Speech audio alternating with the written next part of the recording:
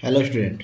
Waste year सास के video number 18 में आपका स्वागत है। चैप्टर नंबर 3 उत्पादन लागत, और जिसमें आज मैं आपको बताऊंगा अल्पकालिक उत्पादन लागतों के बारे में कि अल्पकालिक उत्पादन लागतें कौन कौन सी होती हैं, कितने प्रकार की होती हैं। ठीक है ना। मैं हूं नकुल सर, आप देख रहे हैं द इकोनॉमिक्स गुरु एंड ढाली। तो चलिए पूरी वीडियो को देखिएगा तो उत्पादन लागतें जितने भी आपको समझ में आ जाएगा, पूरे कॉन्सेप्ट क्लियर हो जाएगा। चैनल को सब्सक्राइब नहीं किया अपने दोस्तों के बीच में शेयर जरूर कर दीजिएगा और सब्सक्राइब जरूर कर दीजिएगा।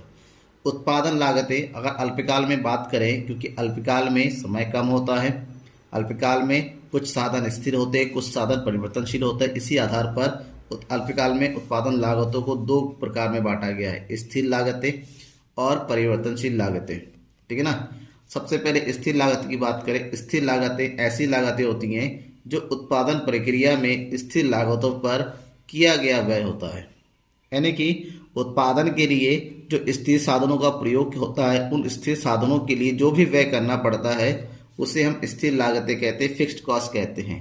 जबकि इसके विपरीत परिवर्तनशील लागतें ऐसी लागतें होती हैं जो परिवर्तनशील साधनों के किराए करने पर या फिर उनके उपयोग करने पर व्यय किया जाता है। और ये ध्यान में रखना है कि परिवर्तनशील लागतें उत्पादन में परिवर्तन के साथ साथ घटता या बढ़ता रहता है। अगर उत्पादन में वृद्धि करना है तो परिवर्तनशील लागतों में भी वृद्धि होगी, अगर उत्पादन में कमी होती है तो परिवर्तनशील लागतों में भी कमी होती है। ठीक है ना। तो ये स्थिर लागत है और परिवर्तनशील लागत, इसकी आधार पर हम पढ़ेंगे लागत की अवधारणाओं के बारे में, कॉन्सेप्ट ऑफ कॉस्ट। लागत की तीन अवधारणाएं हैं, कुल लागत, औसत लागत और सीमांत लागत। कुल लागत यानी कि टोटल कॉस्ट, शॉर्टकट में इसको टीसी में लिखते हैं। औसत लागत यानी कि एवरेज कॉस्ट, शॉर्टकट में एसी से लिखते हैं। और सीमांत लागत यानी कि मार्जिनल कॉस्ट, शॉर्टकट में एमसी लिखते हैं। क्योंकि हमने पहले ही पढ़ रखा है कि लागतें दो प्रकार की होती हैं, स्थिर और परिवर्तनशील, उसी प्रकार से इसकी अवधारणाओं को भी दो प्रकार में बांटा गया है। कुल लागत के अलावा कुल लागत के दो प्रकार होती हैं, कुल स्थिर लागत और कुल परिवर्तनशील लागत। औसत लागत को भी दो कैटेगरी में बांटा गया है, औसत स्थिर लागत और औसत परिवर्तनशील लागत। सीमांत लागत का कोई प्रकार नहीं होता, ये अपने आप में अलग होता है। ठीक है ना। अब इन सभी को हम अलग अलग समझेंगे। सबसे पहले हम बात करते हैं कुल लागत की। कुल लागत किसे कहते हैं? कुल लागत का मतलब समझिए होंगे, जब किसी भी वस्तु के उत्पादन के लिए उत्पादन प्रक्रिया में जितना भी व्यय करना पड़ता है, उन सबका जो टोटल होता है, यानी कि कुल जो होता है, उन कुल व्ययों का जो जोड़ है कुल लागत कहते हैं। ठीक है ना। यानी कि वस्तु को उत्पादन करना है, उसके लिए जो कुछ भी आपने खर्च कर दिया उस सब का योग करेंगे तो उसका योग कुल लागत होगा, यानी कि टोटल कॉस्ट जिसको कहते हैं। ध्यान में ये रखना है, कुल लागत उत्पादन प्रक्रिया में जो स्थिर लागतें होती हैं और परिवर्तनशील लागतें होती हैं, उन दोनों का योग होती हैं। यानी कि टी सी इक्वल टू, इसका फार्मूला बन जाता है T C equal to T F C plus T V सी।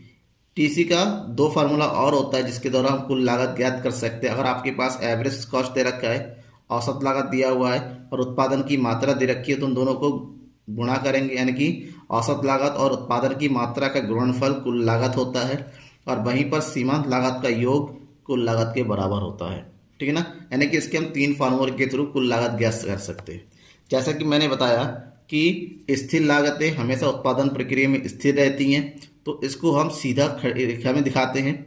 परिवर्तनशील लागत जीरो से शुरू होते बढ़ती रहती हैं। और ये हो गया आपका टीएफसी, टीवीसी, और इन दोनों का योग टीएफसी और टीवीसी का टोटल, इन दोनों का टोटल ही आपका टीसी होता है।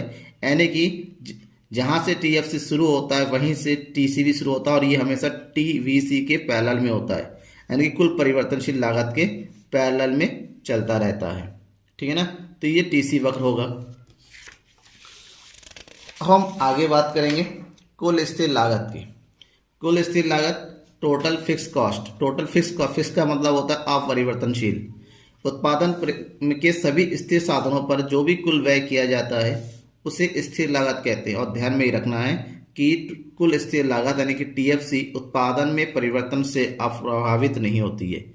उत्पादन में चाहे कितनी वृद्धि हो, जितनी कमी हो, स्थिर लागत हमेशा क्या रहती है? स्थिर रहती है। इसमें कोई परिवर्तन नहीं होता है अल्पकाल में। तो स्थिर लागत ज्ञात करने के दो फार्मूला हैं। अगर आपके पास कुल लागत दिया हुआ है, कुल परिवर्तनशील लागत दिया हुआ है, तो टोटल कॉस्ट में से हम टोटल वेरिएबल कॉस्ट को माइनस कर देंगे तो टीएफसी निकल जाएगा। और उधर उसी तरह तो टीएफसी निकालने के लिए अगर आपके पास औसत फिक्स कॉस्ट दे रखा है, ठीक है ना, तो उसको हम उत्पादन की मात्रा से मल्टीप्लाई करके टीएफसी निकाल सकते हैं। क्योंकि मैंने कहा कि उत्पादन चाहे कितना भी बढ़े कितना भी घटे, टीएफसी में कोई चेंज नहीं होता है, इसलिए टीएफसी हमेशा एक्स एक्सिस के पैरेलल में बनता है, समानांतर बनेगा। ये हो जाएगा आपका टीएफसी कर्व, ठीक है ना, बिल्कुल पैरेलल होगा। चाहे उत्पादन चाहे आपका क्यों हो और क्यों से चाहे क्यों बन हो जाए, उससे कोई फर्क नहीं पड़ता है। नेक्स्ट है कुल परिवर्तनशील लागत। परिवर्तनशील लागत यानी कि उत्पादन में परिवर्तन होने के साथ साथ जब लागतों में भी परिवर्तन होता है तो उसे हम कुल परिवर्तनशील लागत कहते हैं, जिसको इंग्लिश में बोला जाता है टोटल वेरिएबल कॉस्ट यानी कि टीवीसी, ठीक है ना। आप उत्पादन यानी कि अपना प्रोडक्शन बढ़ाते चले जाएंगे तो जाहिर सी बात है कच्चा माल खरीदना पड़ेगा तमाम, और वह श्रमिक बढ़ाना पड़ेगा, तो ये जो भी खर्च होता है इन सबका योग जो है कुल परिवर्तनशील लागत होता है।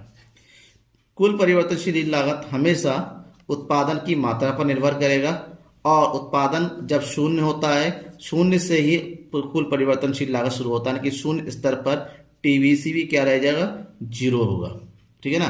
टीवीसी ज्ञात करने का फार्मूला होता है टीसी माइनस टीएफसी।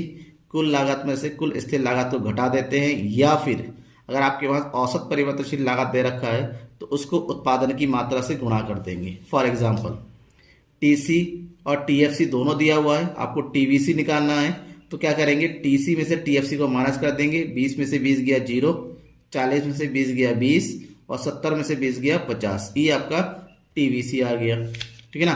टीवीसी 0 से शुरू होता है, इसलिए 0 पॉइंट से होता है और धीरे धीरे फिर ये इस तरह आगे बढ़ता चला जाता है, ठीक है ना। टीवीसी ये हमेशा 0 से शुरू होकर ऊपर की ओर बढ़ता चला जाता है। नेक्स्ट है औसत लागत। प्रति इकाई लागत को औसत लागत कहते हैं, यानी कि प्रत्येक वस्तु की उत्पादन में जितना उत्पादन होता है प्रत्येक उत्पादन की इकाई पर जो भी लागत होता है उसे प्रति इकाई लागत या औसत लागत कहा जाता है। दूसरे अर्थ में कहें कि अगर कुल लागत को उत्पादन की मात्रा से भाग दिया जाता है तो जो भी भागफल प्राप्त होता है उसे हम औसत लागत कहते हैं, यानी कि AC equal to TC by Q के रूप में हम दिखा सकते हैं कि TC बाई क्यू, क्यू यानी कि उत्पादन की मात्रा, TC यानी कि कुल उत्पादन। तो ऐसे में जब TC दिया होता है जैसे 20, 40 और 70 दिया हुआ है तो AC ज्ञात करने के लिए इसको उत्पादन क्यों से डिवाइड करेंगे। 20 को 0 से, किसी भी चीज़ को 0 से डिवाइड करेंगे हमेशा इन्फिनिटिव आता है। 40 को 1 से डिवाइड करेंगे तो ये हो गया 40, और 70 को 2 से डिवाइड करेंगे तो आपका कितना आ जाएगा 35, ठीक है ना। समझ में आ गया। और ध्यान में ये रखना है कि औसत लागत पहले घटती हुई है फिर धीरे धीरे आपका क्या वृद्धि, ये होगा आपका औसत लागत, ठीक है ना, यू आकृति का होता है, ठीक है ना। ऐसा इसलिए होता है क्योंकि औसत लागत औसत उत्पादन निर्भर करती है। औसत उत्पादन पहले बढ़ता है एक सीमा पर फिर घटना शुरू हो जाता है, उसी कारण से औसत लागत पहले घटता है फिर बढ़ना शुरू हो जाता है। ये उत्पादन के बिल्कुल विपरीत होता है, विलोम में होता है। औसत लागत के दो प्रकार हैं, औसत स्थिर लागत और औसत परिवर्तनशील लागत। सबसे पहले औसत स्थिर लागत यानी कि एवरेज फिक्स्ड कॉस्ट कहेंगे। एवरेज फिक्स्ड कॉस्ट क्या होता है, जब कुल स्थिर लागत को उत्पादन की मात्रा से भाग दिया जाता है। कुल स्थिर लागत यानी कि TFC, उत्पादन की मात्रा यानी कि क्यू। जब TFC को क्यू से डिवाइड करेंगे तो जो भी राशि प्राप्त होगा उसे हम AFC यानी कि औसत स्थिर लागत कहते हैं, जैसा कि इस फार्मूले में अब दिखाया गया है, AFC equal to TFC divided by Q. अब क्यू दिया हुआ, TFC भी दिया हुआ, AFC निकालेंगे तो 20 को 0 से डिवाइड करेंगे। किसी भी चीज़ को अगर 0 से डिवाइड करें, मैंने पहले ही कह रखा है इन्फिनिटिव आता है। 20 को 1 से डिवाइड करेंगे तो ये हो गया 20, ठीक है ना। अगर दूसरा यूनिट होगा, ठीक है ना, TFC यहाँ पर 20 होगा तो 20 को 2 से डिवाइड करेंगे कितना आ जाता 10। तो ऐसे में जो औसत स्थिर लागत, क्योंकि स्थिर लागत कुल स्थिर लागत हमेशा स्थिर रहता है, तो जैसे उत्पादन वृद्धि चली जाती है तो औसत स्थिर लागत हमारी कम होती चली जाती है। इसलिए औसत स्थिर लागत वक्र जो होता है AFC कर्व हमेशा नीचे की ओर होता है इस तरह से, ठीक है ना। ये होगा AFC नीचे गिरता हुआ होगा। नेक्स्ट है औसत परिवर्तनशील लागत, एवरेज वेरिएबल कॉस्ट AVC। जब कुल परिवर्तनशील लागत यानी कि TVC को उत्पादन की मात्रा यानी कि क्यू से भाग करते हैं तो जो लागत प्राप्त होती है उसे औसत परिवर्तनशील लागत कहते हैं। Formula AVC equal to TVC divided by Q. तो हमारे पास क्यू दिया हुआ है, TVC दिया हुआ है। 0 को 0 से डिवाइड करेंगे कुछ नहीं आता है, डैश कर देंगे। 20 को 1 से डिवाइड करेंगे तो ये आ जाएगा 20। 30 को 2 से डिवाइड करेंगे तो ये आएगा 15, ठीक है ना। तो औसत वेरिएबल कॉस्ट, क्योंकि टोटल वेरिएबल बढ़ता हुआ होता है, तो औसत वेरिएबल कॉस्ट क्या होगा आपका, धीरे धीरे औसत वेरिएबल कॉस्ट आपका ये भी पहले नीचे की ओर आएगा, फिर धीरे धीरे ऊपर की ओर बढ़ने लगेगा। इस तरह से होता है ABC, ठीक है ना। नेक्स्ट है सीमांत लागत। सीमांत मतलब जानते हैं ना, सीमांत का मतलब होता है एक अतिरिक्त।